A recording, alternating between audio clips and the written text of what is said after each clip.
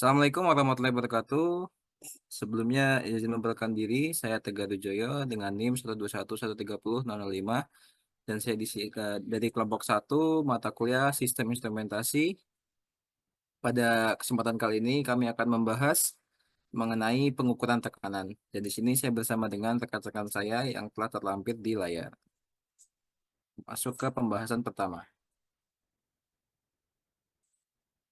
Terdapat beberapa topik pembahasan yang akan kami bahas. Yang pertama yaitu ada dasar pengukuran, berbentuk transducer, diagram transducer, kapsul transducer, below transducer, potentiometer, magnetic transducer, optical transducer, inductance transducer, dan capacitance transducer. Oke, kita akan beralih ke pembahasan pertama yaitu dasar pengukuran tekanan.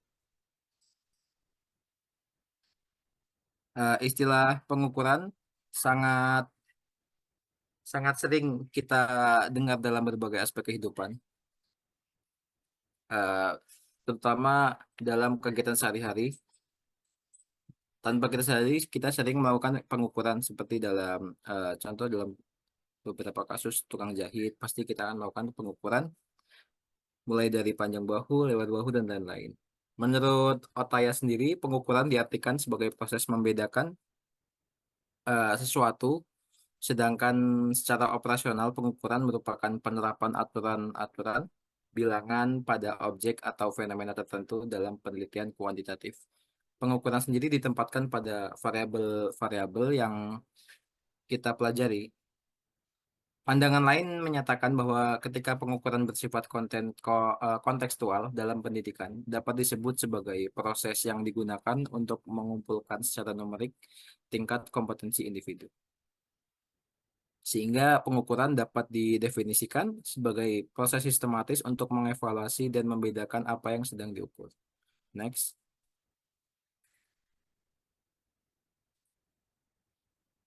Terdapat 4 skala dari pengukuran sendiri. Yang pertama itu ada skala nominal. Skala nominal sendiri merupakan skala pengukuran paling dasar yang digunakan untuk penamaan atau penggolongan saja. Contohnya, skala nominal termasuk jenis kelamin, ras, afiliasi politik, mode dalam distribusi data, atau ada tidaknya kriteria diagnostik. Selanjutnya itu ada skala ordinal. Skala ordinal sendiri itu mengacu pada urutan atau peringkat kategori nominal. Karena informasi yang dapat diperoleh tentang seseorang individu yang memilih atau kurang variabel. Skala ordinal dicirikan oleh busnya. Namun interval antara peringkat tidak mungkin sama dan demikian ukurannya itu relatif antara interval dan sulit untuk diketahui. Selanjutnya ada skala interval. Skala interval memiliki besaran dan interval yang sama. Contoh skala interval itu termasuk ada suhu, daftar periksa perilaku, dan standar deviasi.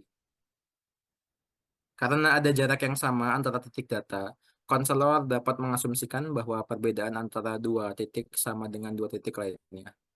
Meskipun biasanya kita dapat menambah atau mengurangi nilai pada skala interval dengan percaya diri, kita nggak bisa mengalihkan atau membagi nilai karena tidak ada nol mutlak.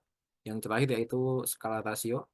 Skala rasio sendiri adalah skala pengukuran yang paling canggih dan tepat. Skala rasio memiliki besaran, interval yang sama, dan nol mutlak. Contoh skala rasio termasuk waktu dan tinggi, karena 0 detik atau 0 inci dimungkinkan. Misalnya, kita dapat mengalihkan dan membagi nilai-nilai ini. Misalnya satu klien menyelesaikan penilaian 2 kali lebih cepat dari klien lain, gitu. Skala rasio jarang digunakan dalam penilaian konsisten. Campurkan oleh karena pada yang bertugas bisa.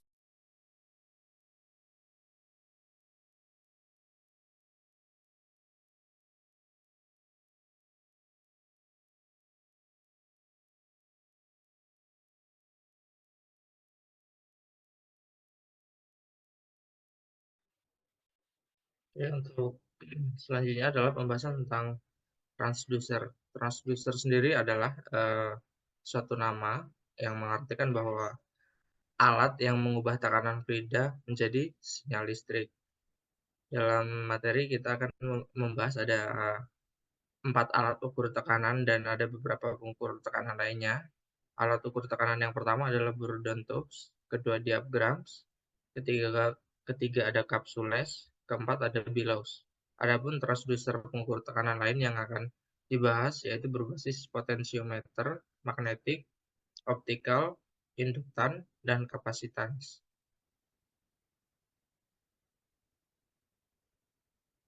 Yang pertama adalah Bourdon tubes. Tabung Bourdon merupakan salah satu jenis alat pengukur tekanan yang terdiri dari tabung melengkung dengan penampang oval seperti terlihat pada gambar di samping. Kemudian cara kerjanya adalah tabung elastis pada Bourdon tube melengkung saat diberi tekanan. Kedua, lengkungan tabung diteruskan ke jarum penunjuk melalui mekanisme penghubung. Ketiga, jarum penunjuk bergerak pada skala yang menunjukkan nilai tekanan. Ketika ruang internal tabung Bourdon diberi tekanan, penampangnya melintangnya diubah menjadi bentuk lingkaran.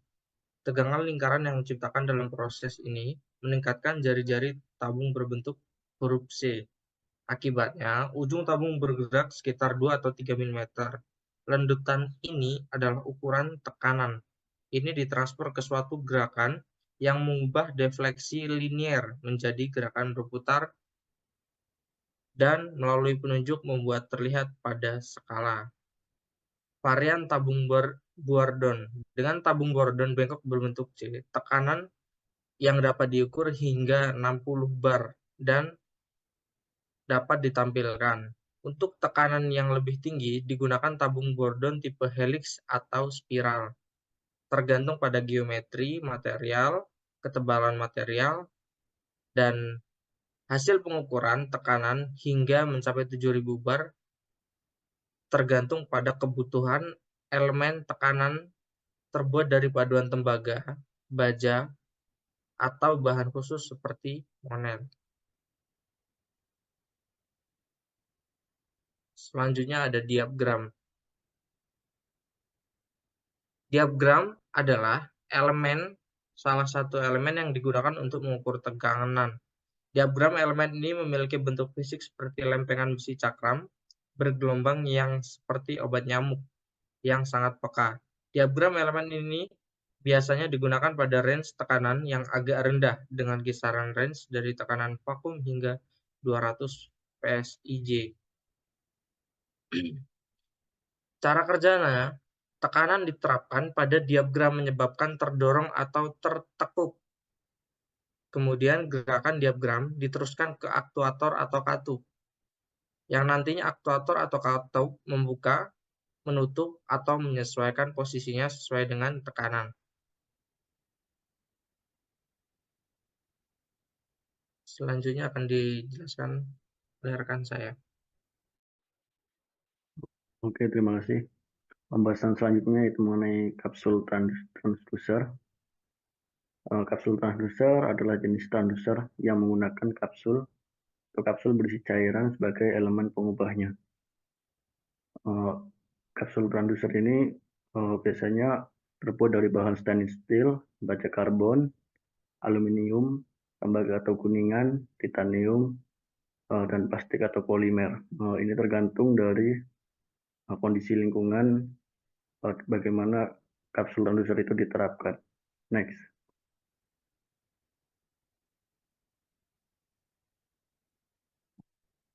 Untuk cara kerja dari kapsul transducer itu sendiri, yang pertama penerapan tekanan. Tekanan yang ingin diukur diterapkan pada kapsul atau cairan di dalam transducer. Yang kedua yaitu perubahan volume cairan. Jadi tekanan yang diterapkan menyebabkan perubahan volume cairan dalam kapsul. Volume cairan ini dapat meningkat atau berkurang tergantung pada desain dan karakteristik kapsul. Yang ketiga yaitu perubahan dalam parameter listrik. Perubahan volume cairan dalam kapsul menyebabkan perubahan dalam parameter listrik tertentu, seperti resistansi listrik atau kapasitansi. Misalnya dalam transducer resistif, perubahan ini mengubah resistansi transducer. Yang keempat itu pengukuran sinyal listrik. Sinyal listrik yang dihasilkan oleh perubahan dalam parameter listrik diukur oleh perangkat elektronik dan diinterpretasikan sebagai nilai tekanan yang sesuai. Yang kelima yaitu proporsionalitas. Jadi sinyal listrik yang dihasilkan proporsionalitas dengan tekanan yang diterapkan memungkinkan pengukuran tekanan yang akurat dan sensitif dalam berbagai aplikasi tertentu. Next.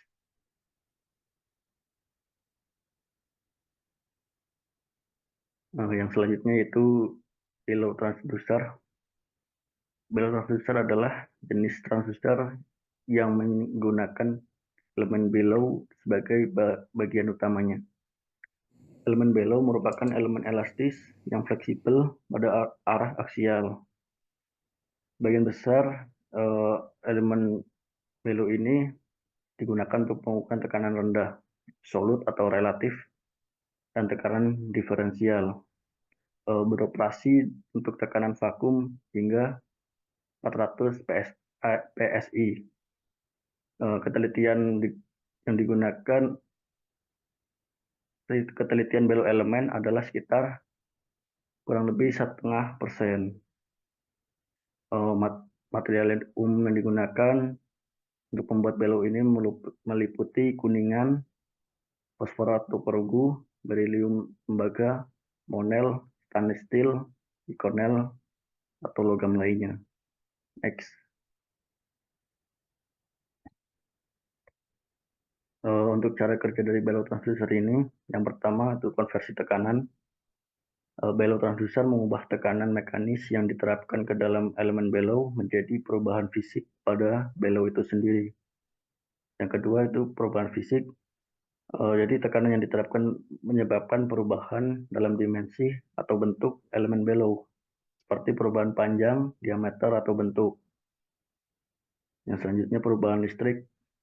Perubahan fisik pada elemen below menghasilkan perubahan dalam parameter listrik, seperti resistansi atau kapasitansi, tergantung pada desain dari below transducer ini. Yang keempat, pengukuran sinyal listrik. Sinyal listrik yang dihasilkan oleh perubahan dalam elemen below diinterpretasikan sebagai nilai tekanan yang sesuai. Yang kelima itu proporsionalitas.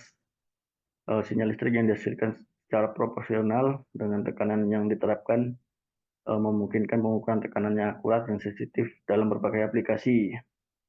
Below transducer ini sering digunakan dalam aplikasi membutuhkan pengukuran yang akurat, seperti pada industri otomotif, industri manufaktur, sistem kontrol, dan masih banyak lagi. Next. Materi selanjutnya akan dijelaskan oleh rekan saya. Ya, selanjutnya yaitu potensiometer. Salah satu jenis resistor yang nilai resistansinya dapat diatur sesuai dengan kebutuhan rangkaian elektronika ataupun kebutuhan pemakaiannya. Potensiometer merupakan keluarga resistor yang tergolong dalam kategori variabel resistor. Secara struktur, potensiometer terdiri dari 3 kaki terminal dengan sebuah shaft atau tuas yang berfungsi sebagai pengaturnya. Dapat dilihat pada gambar di samping. Pada dasarnya, bagian penting dalam komponen potensiometer adalah yang pertama, penyapu atau disebut juga dengan wiper yang pada panah atas itu. Yang kedua, elemen resistif pada panah merah yang sebelah kanan. Yang ketiga, terminal pada kaki-kaki. Next.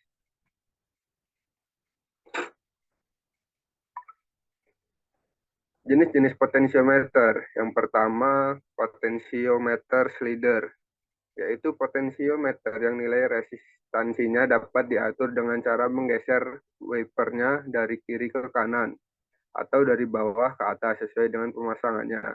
Biasanya menggunakan ibu jari untuk menggeser wipernya. Potensio yang kedua yaitu potensiometer rotary, yaitu potensio yang nilai resistansinya dapat diatur dengan cara memutar wipernya sepanjang lintasan yang melingkar. Biasanya menggunakan ibu jari untuk memutar wiper tersebut. Oleh karena itu, potensiometer rotary sering disebut juga dengan thumb well potentiometer. Yang ketiga yaitu potentiometer trimmer, yaitu potentiometer yang bentuknya kecil dan harus menggunakan alat khusus seperti obeng untuk memutarnya. Potentiometer trimmer ini biasanya dipasangkan di PCB dan jarang dilakukan pengaturannya. Next. Fungsi potensiometer yang pertama sebagai pengatur volume pada berbagai alat audio atau video seperti amplifier, tape mobil, DVD player. Yang kedua sebagai pengatur tegangan pada rangkaian power supply. Yang ketiga sebagai pembagi tegangan. Yang keempat aplikasi switch react. Yang kelima digunakan untuk sebagai joystick pada transducer. Yang terakhir sebagai pengendali level sinyal. Next.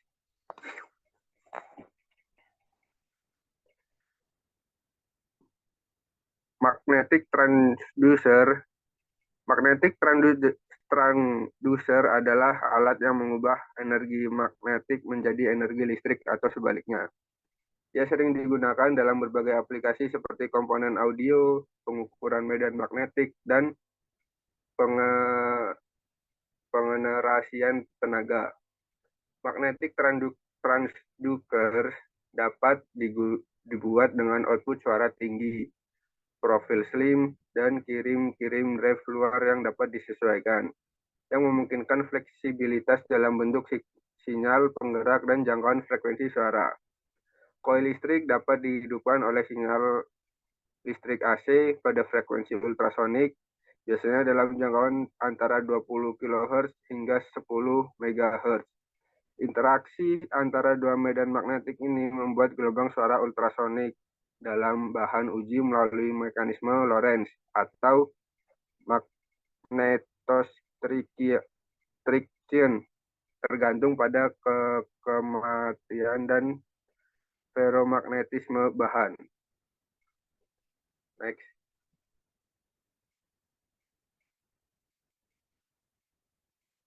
Materi selanjutnya akan dijelaskan oleh rekan saya.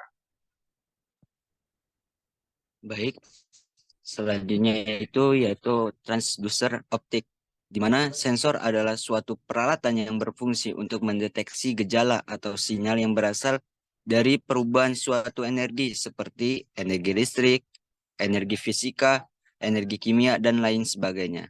Contohnya yaitu ada sensor penglihatan, yang kedua itu ada sensor pendengaran, sensor peraba, sensor cahaya, dan lain sebagainya.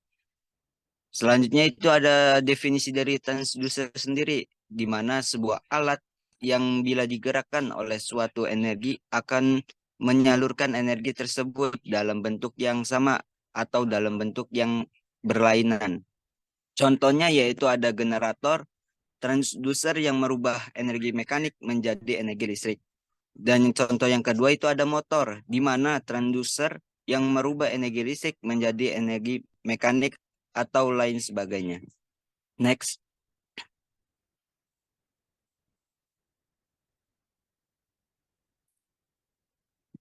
Selanjutnya itu ada klasifikasi transducer, di mana self-generating transducer atau transducer pembangkit sendiri ialah transducer yang hanya memerlukan satu sumber energi. Contohnya piezoelektrik, termokopel, fotovoltaik, transistor, dan lain sebagainya. Ciri transducer ini adalah dihasilkannya suatu energi listrik dari transducer secara langsung. Dalam hal ini, transducer berperan sebagai sumber tegangan. Yang kedua itu ada external power transducer atau disebut transducer daya dari luar, di mana transducer yang memerlukan sejumlah energi dari luar untuk menghasilkan suatu keluaran. Contohnya itu ada RTD, di mana resistansi thermal detektor, strain gauge, atau ada LVDT atau linear variable differential transformer, potentiometer, dan NTC. Next.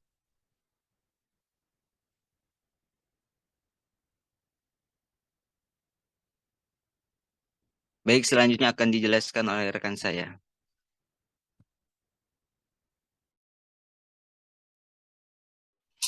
Baik, selanjutnya ada induktans dan kapasitans. Pertama ada induktans.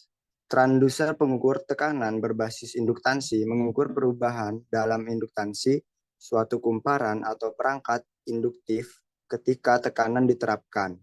Perubahan ini dapat disebabkan oleh perubahan geometri kumparan atau perubahan dalam properti magnetik di bahan di sekitarnya.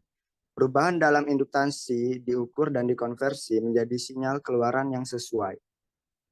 Kemudian yang kedua ada kapasitans. Nah, transducer pengukur tekanan berbasis kapasitansi menggunakan perubahan kapasitansi dalam suatu sistem kapasitor ketika tekanan diterapkan. Ketika tekanan diterapkan, jarak antara plat kapasitor atau luas permukaan yang berubah menyebabkan perubahan kapasitansi. Perubahan ini kemudian diukur atau dikonversi menjadi sinyal keluaran yang sesuai. Next. Kesimpulan, pertama, tekanan didefinisikan sebagai gaya yang bekerja per satuan luas. Satuan umum untuk tekanan adalah Pascal.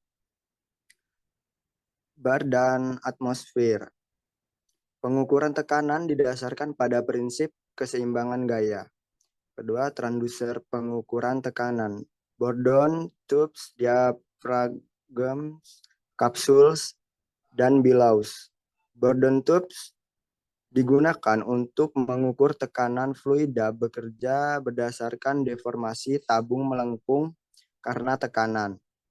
Yang kedua ada diaphragmas digunakan untuk mengukur tekanan fluida dan gas bekerja berdasarkan deformasi membran tipis karena tekanan. Yang ketiga, kapsul digunakan untuk mengukur tekanan fluida dan gas. Terdiri dari dua diafragma yang digunakan untuk meningkatkan sensitivitas. Yang keempat, billows digunakan untuk mengukur tekanan fluida dan gas. Bekerja berdasarkan ekspansi dan kontraksi tabung bergelombang karena tekanan. Kemudian transducer pengukur tekanan lain yang berbasis potensiometer, magnetik, optikal, induktansi, dan kapasitansi. Potensiometer yaitu mengubah tekanan menjadi perubahan resistansi listrik. Magnetik mengubah tekanan menjadi perubahan medan magnet. Optikal mengubah tekanan menjadi perubahan intensitas cahaya. Induktansi mengubah tekanan menjadi perubahan induktansi. Dan kapasitansi mengubah tekanan menjadi perubahan kapasitansi. Next. Terima kasih, saya kembalikan ke moderator. Baik, terima kasih kepada para pemateri yang telah menyampaikan. Karena penyampaian materi telah selesai, sekian presentasi dari kami. Mohon maaf jika banyak kesalahan. Kami akhiri. Wassalamualaikum warahmatullahi wabarakatuh. Waalaikumsalam warahmatullahi wabarakatuh. Waalaikumsalam.